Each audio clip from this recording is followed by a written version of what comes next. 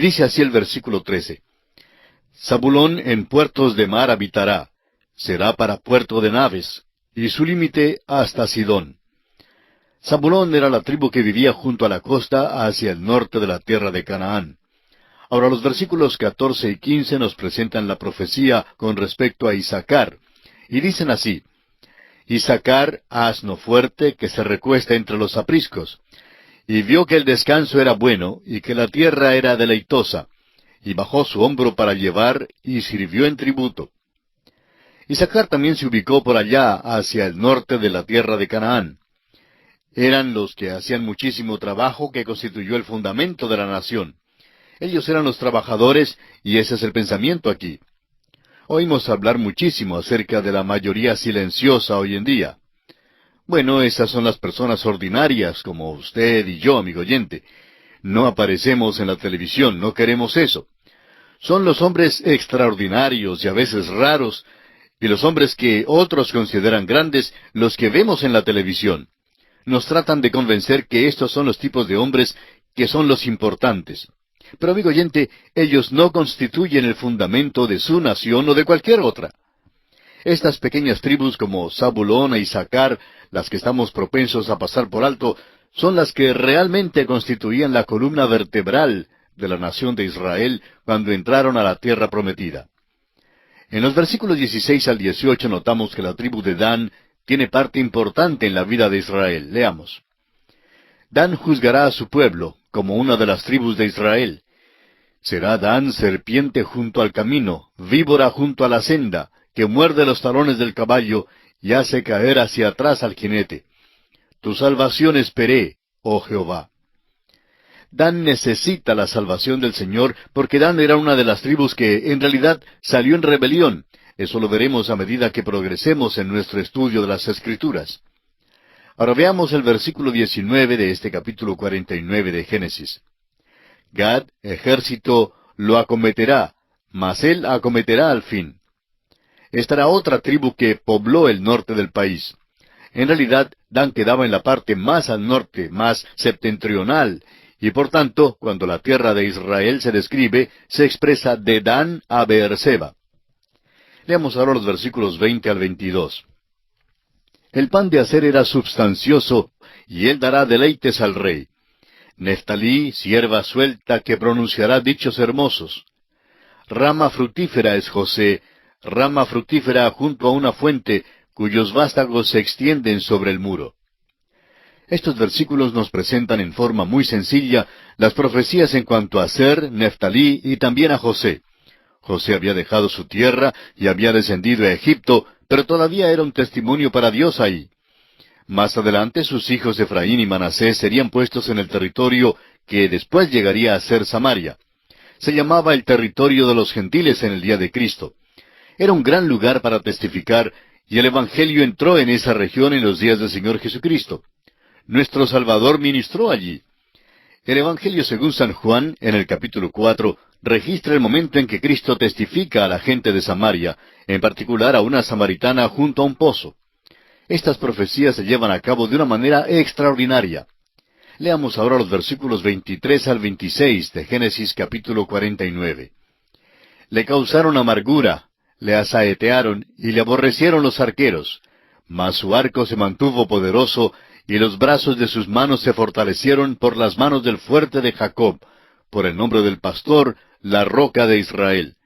Por el Dios de tu padre, el cual te ayudará, por el Dios omnipotente, el cual te bendecirá con bendiciones de los cielos de arriba, con bendiciones del abismo que está abajo, con bendiciones de los pechos y del vientre. Las bendiciones de tu padre fueron mayores que las bendiciones de mis progenitores. Hasta el término de los collados eternos serán sobre la cabeza de José y sobre la frente del que fue apartado de entre sus hermanos. Tengamos en cuenta que dos tribus procedieron de José. Las tribus de Efraín y Manasés fueron tribus destacadas, importantes y muy poderosas. Se originó una división del reino por causa de estas dos tribus, especialmente la de Efraín. Llevaron a Israel a la idolatría. Jeroboam fue de la tribu de Efraín y fue el líder, el dirigente. Fue en estas tribus que los dos becerros fueron puestos para la adoración. Jacob aquí los llama a volverse, a tornarse al Dios de su padre, al Dios de Israel, al Dios de Jacob. Ahora el versículo 27 dice, Benjamín es lobo arrebatador, a la mañana comerá la presa, y a la tarde repartirá los despojos. Esta es una profecía extraña con respecto a Benjamín. Benjamín se identificaba muy cercanamente con Judá, de tal manera que Benjamín acompañaba a la tribu de Judá en la división del reino. Fueron las únicas tribus que se quedaron con la casa de David. Ahora el versículo 28 resume diciendo, Todos estos fueron las 12 tribus de Israel, y esto fue lo que su padre les dijo al bendecirlos. A cada uno por su bendición los bendijo. Ahora los versículos 29 y 30 resumen las últimas palabras de Jacob antes de su muerte. Leamos. Les mandó luego y les dijo, Yo voy a ser reunido con mi pueblo. Sepultadme con mis padres en la cueva que está en el campo de Efrón el Eteo, en la cueva que está en el campo de Macpela, al oriente de Mamre, en la tierra de Canaán, la cual compró Abraham con el mismo campo de Efrón el Eteo, para heredad de sepultura. Vemos que la muerte para Jacob no fue el fin de todo, pues estaría con su pueblo. Él deseaba ser sepultado en la cueva que Abraham había comprado. Quería asegurarse que quedaría en aquella tierra hasta el día cuando sería levantado de los muertos para luego vivir en aquella tierra. Aunque no se llevaba datos escritos en aquellos días, vemos que Jacob sabía mucho de su propia historia y de las transacciones de sus antepasados. Ahora el versículo 31 dice, Allí sepultaron a Abraham y a Sara su mujer. Allí sepultaron a Isaac y a Rebeca su mujer. Allí también sepulté yo a Lea. No es tanto que tuviera interés en ser sepultado con Lea. Después de todo, Raquel, su amada, había sido sepultada en Belén. Pero Jacob desea ser sepultado donde un día será levantado de la muerte en la resurrección, para estar allí mismo cuando Dios cumpla sus promesas a la nación de Israel. Y ahora los versículos finales de este capítulo 49, versículos 32 y 33 dicen, La compra del campo y de la cueva que está en él fue de los hijos de Ed. Y cuando acabó Jacob de dar mandamientos a sus hijos, encogió sus pies en la cama y expiró, y fue reunido con sus padres. Es interesante notar que Jacob mantuvo los pies en el piso hasta lo último. Comenzó su vida como un hombre carnal, tomó por el calcañar o por el talón a su hermano, y por eso se le llama el que suplanta. El suplantador vivía de acuerdo con ese nombre, lo cual ciertamente era su característica. Tomó todo lo que pudo encontrar y siempre hizo esfuerzos por lograr ser el principal. Tomó lo que deseaba tener por cualquier método que estuviera a su alcance. Cuando era joven, caminaba en sus 2 pies, por su propia fuerza y habilidad. Dependía de sus propias mañas e ingeniosidad. Pensaba él que podía cuidarse solo y que Dios no le hacía falta en su vida. Pero aprendió su lección cuando visitó al tío Labán. Era independiente, engreído, agresivo, despreciable y vil. En Peniel, en el vado del río Jaboc, Dios lo hirió, y fue necesario que Dios dislocara la pierna de Jacob para apoderarse de él. Después de aquella experiencia, siguió por la vida cojeando.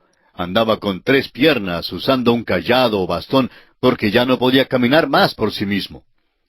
Aquí, antes de morir, se sienta sobre la cama apoyado en su bordón. Ahora el tiempo ha llegado. Encogió sus pies en la cama, aparta el bordón y se acuesta para morir. Este es Jacob. Ha caminado y progresado muchísimo. Muere manifestando su fe y anhelando el día cuando sería levantado de la muerte en la tierra, según la promesa de Dios. El escritor a los Hebreos en el capítulo 11, versículo 13 escribe, Conforme a la fe murieron todos estos sin haber recibido lo prometido, sino mirándolo de lejos y creyéndolo, y saludándolo y confesando que eran extranjeros y peregrinos sobre la tierra. Esto concluye nuestro estudio del capítulo 49 del libro de Génesis. Y llegamos así al capítulo 50, capítulo final de este libro de Génesis. Este capítulo narra la muerte de Jacob y de José en Egipto, destacando que Jacob es enterrado en Canaán y José en Egipto. Por eso hay un poco de tristeza en este último capítulo de Génesis. Ya hemos prestado atención al énfasis que el libro de Génesis da a la muerte. Dios había dicho a Adán, porque el día que de él comieres, ciertamente morirás. Así lo vimos en el capítulo 2, versículo 17. El apóstol Pablo, en su carta a los Romanos, capítulo 5, versículo 12, escribe, así la muerte pasó a todos los hombres, por cuanto todos pecaron. El libro de Génesis es un ejemplo cabal del hecho del pecado y la realidad de la muerte. Principia con Dios y el hombre en el huerto de Edén y termina en un ataúd en Egipto. Este libro relata la entrada del pecado a la familia humana, pero también narra la fidelidad de Dios en proveer un camino de vida para el hombre. Prosiguiendo con nuestro estudio de Génesis, leamos ahora los 2 primeros versículos del capítulo 50, que dice: Entonces se echó José sobre el rostro de su padre, y lloró sobre él, y lo besó. Y mandó José a sus siervos, los médicos, que embalsamasen a su padre, y los médicos embalsamaron a Israel. Sabemos que los egipcios eran muy peritos en este tipo de cosas. Podemos decir mucho sobre las momias de Egipto. Tenían un método de sepultar que nosotros todavía hoy en día no comprendemos.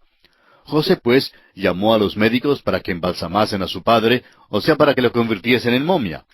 Y eso, pues, fue exactamente lo que sucedió, y opinamos que la momia de Israel está en Hebrón hoy en día. Tengamos en mente que era su ruego que le llevasen y le sepultasen en la cueva de Macpela, porque su esperanza era una esperanza terrenal. Cuando sea levantado de la muerte, estará allí en esa tierra con la nación de Israel. La esperanza del creyente hoy día, es decir, del miembro de la iglesia de nuestro Señor Jesucristo, es el de poder ser arrebatado para recibir al Señor en el aire e ir a un lugar llamado la Nueva Jerusalén allá en el espacio. Son 2 esperanzas diferentes, pero ambas son gloriosas. Ahora el versículo 3 de este capítulo 50 dice: Y le cumplieron 40 días, porque así cumplían los días de los embalsamados, y lo lloraron los egipcios 70 días. Empleaban 40 días para embalsamar, y evidentemente usaban ciertos procedimientos de los cuales no sabemos nada hoy en día. Y vemos que los egipcios lloraron por él, es decir, por Jacob. No creemos que fuera un luto profesional. Creemos que Jacob había llegado a ser un verdadero santo en la tierra de Egipto, y sin duda le respetaban por ser el padre de José. José fue libertador, pero creemos que a su padre le consideraban como un verdadero santo de Dios. Leamos los versículos 4 al 8. Y pasados los días de su luto, habló José a los de la casa de Faraón, diciendo: Si he hallado ahora gracia en vuestros ojos, os ruego que habléis en oídos de Faraón, diciendo: Mi padre me hizo jurar, diciendo: He aquí que voy a morir. En el sepulcro que cavé para mí en la tierra de Canaán, allí me sepultarás. Ruego pues que vaya yo ahora y sepulte a mi padre, y volveré. Y Faraón dijo: Ve y sepulta a tu padre, como él te hizo jurar. Entonces José subió para sepultar a su padre, y subieron con él todos los siervos de Faraón, los ancianos de su casa, y todos los ancianos de la tierra de Egipto, y toda la casa de José, y sus hermanos, y la casa de su padre. Solamente dejaron en la tierra de Gosén sus niños, y sus ovejas, y sus vacas. Se ve cuánto le respetaban, cuánto le amaban y honraban a Jacob en la tierra de Egipto. Sin duda, este es el cortejo fúnebre más largo que el mundo jamás haya conocido. Recorrió desde Egipto a Canaán y hasta Hebrón. Uno se pregunta si Faraón exigió a esta gente dejar a sus pequeños y a sus ganados, para así él tener la seguridad que volverían. Faraón no quería perder a José porque todavía le necesitaba. Leamos ahora los versículos 9 hasta el 13. Subieron también con él carros y gente de a caballo, y se hizo un escuadrón muy grande. Y llegaron hasta la era de Atad, que está al otro lado del Jordán, y endecharon allí con grande y muy triste lamentación. Y José hizo a su padre duelo por 7 días. Y viendo los moradores de la tierra, los cananeos, el llanto en la era de Atad, dijeron: Llanto grande es este de los egipcios. Por eso fue llamado su nombre Abel Misraim, que está al otro lado del Jordán. Hicieron pues sus hijos con él según les había mandado, pues lo llevaron sus hijos a la tierra de Canaán, y lo sepultaron en la cueva del campo de Macpela, la que había comprado Abraham con el mismo campo, para heredad de sepultura, de Efrón el Eteo, al oriente de Mamre. Quizá alguien se pregunte por qué Jacob no fue sepultado con Raquel en Belén. Sin duda no quedaba a más de unos 30 kilómetros hacia el norte. Bueno, creemos que la razón se declara aquí. Abraham había comprado la cueva y Jacob quería ser sepultado con sus padres en un lugar que fue comprado y pagado, como seguridad de que se quedarían en la tierra. Fue sepultado con los otros patriarcas porque todos tenían la misma esperanza de la resurrección. Sigamos con la lectura y vayamos a los versículos 14 al 17 de Génesis, capítulo 50. Y volvió José a Egipto, él y sus hermanos, y todos los que subieron con él a sepultar a su padre, después que lo hubo sepultado. Viendo los hermanos de José que su padre era muerto, dijeron, quizá nos aborrecerá José, y nos dará el pago de todo el mal que le hicimos. Y enviaron a decir a José, tu padre mandó antes de su muerte, diciendo, así diréis a José, te ruego que perdones ahora la maldad de tus hermanos y su pecado, porque mal te trataron. Por tanto, ahora te rogamos que perdones la maldad de los siervos del Dios de tu padre. Y José lloró mientras hablaban. Al parecer los hermanos habían ido a Jacob antes de su muerte y habían preguntado qué pasaría con ellos cuando él muriera. Tenían miedo de que José les tratara con desprecio y que se volviera contra ellos una vez que el padre muriera. Así pues, Jacob les había dado el mensaje para entregar a José, y estaba seguro que José no los perseguiría ni trataría de vengarse de ellos. Cuando los hermanos llegan a José con esta confesión, José llora por causa de esto. Ahora, los hermanos sí se arrepienten por su pecado. Leamos los versículos 18 al 21. Vinieron también sus hermanos y se postraron delante de él y dijeron, henos aquí por siervos tuyos. Y les respondió José, no temáis, ¿acaso estoy yo en lugar de Dios? Vosotros pensasteis mal contra mí, mas Dios lo encaminó a bien para hacer lo que vemos hoy, para mantener en vida a mucho pueblo. Ahora pues no tengáis miedo, yo os sustentaré a vosotros y a vuestros hijos. Así los consoló y les habló al corazón. Note usted que la profecía con respecto a ellos, que se postrarían delante de él, ciertamente se cumple. José da a Dios toda la gloria aquí. Luego, la declaración de José en el versículo 20 ha llegado a ser un favorito en toda la Escritura. Amigo oyente, Dios tiene un propósito de largo alcance que usted y yo no vemos ni podemos ver. ¿Cuán humanos somos en cuanto a esto? A veces no podemos ver ni siquiera más allá de nuestra nariz. Cuando nos llegan las dificultades, nos preguntamos, ¿por qué permite Dios que nos lleguen estas pruebas? Recordemos que Dios tiene un propósito y no permitirá que nos suceda algo a menos que traiga algo bueno a nuestra vida. Leamos ahora los versículos 22 y 23 de este capítulo 50 de Génesis. Y habitó José en Egipto, él y la casa de su padre, y vivió José 110 años, y vio José los hijos de Efraín hasta la tercera generación. También los hijos de Maquir, hijo de Manasés, fueron criados sobre las rodillas de José. Los tres últimos versículos del capítulo 50, los versículos 24 al 26, nos relatan la muerte y el sepelio de José en Egipto. Escuchemos sus palabras. Y José dijo a sus hermanos, yo voy a morir, mas Dios ciertamente os visitará, y os hará subir de esta tierra a la tierra que juró a Abraham, a Isaac y a Jacob. E hizo jurar José a los hijos de Israel, diciendo, Dios ciertamente os visitará, y haréis llevar de aquí mis huesos. Y murió José a la edad de 110 años, y lo embalsamaron, y fue puesto en un ataúd en Egipto. Y así termina el libro de Génesis. En el principio creó Dios los cielos y la tierra, y al final queda un ataúd en Egipto. ¿Qué había acontecido? El pecado había entrado en la familia humana. Y ahora surge la pregunta, ¿por qué no llevaron a José a Canaán para ser sepultado también allí? Bueno, es obvio que José era considerado héroe en la tierra de Egipto, y no creemos que los egipcios hubieran permitido que el cuerpo de José hubiera sido quitado de su tierra en aquel tiempo. Creemos que José era uno de los patriarcas sobresalientes a quienes los egipcios veneraron en gran manera, y sin duda erigieron algún monumento en su sepultura. En la vida de José vemos la misma esperanza que observamos en la vida de Jacob. Tiene fe en Dios y en el futuro, y ésta ha sido manifestada a través de toda su vida. Desde el principio mismo, esta fe le dio alegría de espíritu en medio de todas las experiencias oscuras de la vida. José también creía que Dios levantaría a su pueblo terrenal para heredar la tierra prometida. El libro de Hebreos hace mención de esto como el clímax de la fe en la vida de José. Dice el capítulo 11 de Hebreos en el versículo 22, por la fe José, al morir, mencionó la salida de los hijos de Israel y dio mandamiento acerca de sus huesos. Ahora en Éxodo capítulo 13 vemos la manera tan maravillosa en que Dios honró a José y contestó su súplica. Moisés y los hijos de Israel llevaron los huesos de José con ellos cuando salieron de Egipto y entraron en la tierra prometida. Y así, amigo oyente, concluye esta primera etapa del viaje que estamos realizando a través de toda la Biblia.